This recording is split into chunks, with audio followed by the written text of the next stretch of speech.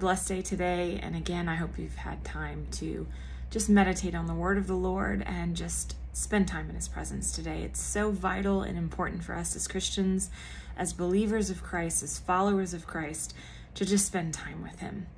Today's daily reading is 2 Chronicles chapters 34 through 36.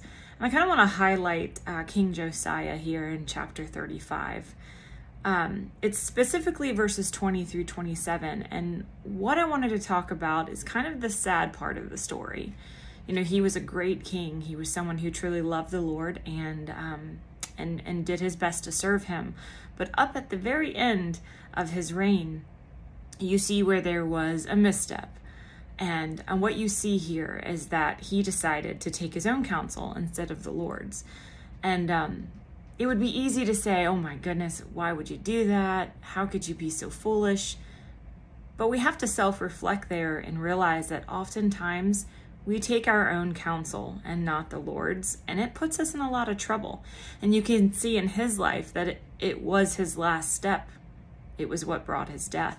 He disguised himself and he went to war and he was shot down by arrows. And ironically, there's actually a correlation between him and King Ahab, who was someone who didn't serve God, and he died the same way.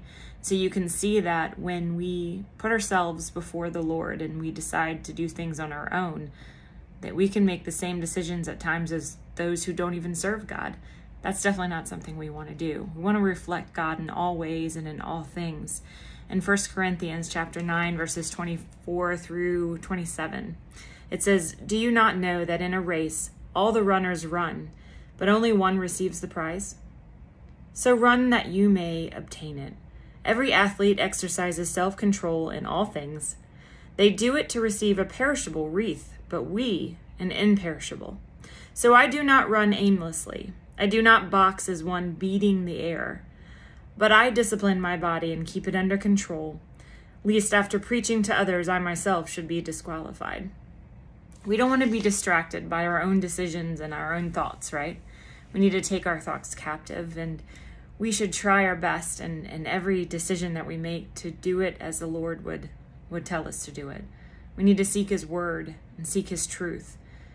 Try not to make those decisions based on your own thoughts and emotions, but instead filter it through his word and make sure that whatever we do, we're in his will and we're taking the path that he set before us. It's easy in our lives to think that we know best, but if we can remember that God is sovereign and realize that we can really trust him and we can let him take control, that we can submit to him and know that he will lead us and guide us in the way that is true, it's just easier. I hope that you can take this, that you can be encouraged by it, and that it just reminds you that God is good, that he is sovereign, and if he's telling us to go one way,